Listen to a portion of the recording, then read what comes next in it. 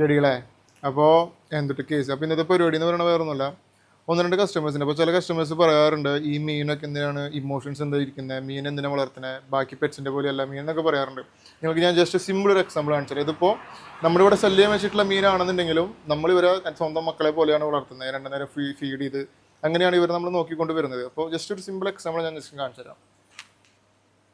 കണ്ട, ഇതെന്ന് പറയുന്നത് കറക്റ്റ് നമ്മുടെ ഓണറിൻ്റെ മുഖം കാര്യങ്ങളെല്ലാം ഇവരിങ്ങനെ ഓർത്ത് വെച്ച് ആ ഒരു ഫീഡ് ചെയ്യുന്ന ടൈം ആകുമ്പോൾ കറക്റ്റ് ഇവർ എപ്പോഴാണോ തീറ്റ കിട്ടാന്ന് ഇവർക്ക് കറക്റ്റ് അറിയാം. നമ്മൾ മനുഷ്യരെങ്ങനെയാണ് അല്ലെങ്കിൽ നമ്മൾ ഈ പട്ടി പൂച്ച എങ്ങനെയാണോ വളർത്തുന്നത് അതുപോലെ തന്നെയാണ് ഇവരും ഫിഷസ് എന്ന് പറയുന്നത്. കാരണം ഇപ്പോൾ പെറ്റ്സിനെ വാങ്ങാൻ ആഗ്രഹിക്കുന്നവർ മടിയുള്ള കൂട്ടരൊക്കെ ഉണ്ടാവും എന്തായാലും. അപ്പോൾ അവർക്ക് ഏറ്റവും ബെസ്റ്റായിട്ട് വളർത്താൻ വീട്ടിൽ എളുപ്പമായി വളർത്താൻ പറ്റുന്ന ഒരു സ്ട്രെസ് റിലീഫ് ആയിട്ടുള്ളൊരു പെറ്റാണ് ഫിഷ് എന്ന് പറയുന്നത്. അതുപോലെ തന്നെ നിങ്ങൾക്ക് ജസ്റ്റ് ഇപ്പോൾ വേറൊരു നമ്മുടെ ഓസ്കാറിനെ കാണിച്ചിട്ട് നമ്മുടെ ടാങ്കിത്തെ നോക്കി കണ്ടോ.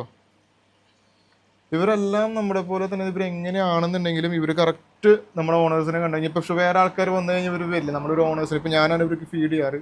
അപ്പോൾ അത് കാരണം ഇവർ കറക്റ്റ് ആ ഒരു ടൈം ആകുമ്പോൾ ഫീഡ് എടുക്കാൻ വേണ്ടി വരും. അപ്പോൾ ഫിഷിന് ഇമോഷൻ ഇല്ല എന്ന് പറയുന്നത് വെറുതെയാണ്. ഫിഷിന് ഇമോഷനും കാര്യങ്ങളിലുണ്ട്. നമ്മളെ ഓർത്തിരിക്കാൻ പറ്റുന്ന ഒരു കഴിവും മീനുണ്ട്. അല്ലാന്നുണ്ടെങ്കിൽ നമ്മളിങ്ങനെ കൈ കാണിച്ച് കഴിഞ്ഞാൽ അവരപ്പോൾ തന്നെ തീറ്റ കിട്ടാൻ വേണ്ടി വരുന്നില്ല. അപ്പോൾ ഫിഷസിനെ എല്ലാവരും വീട്ടിൽ വളർത്താൻ ശ്രമിക്കുക.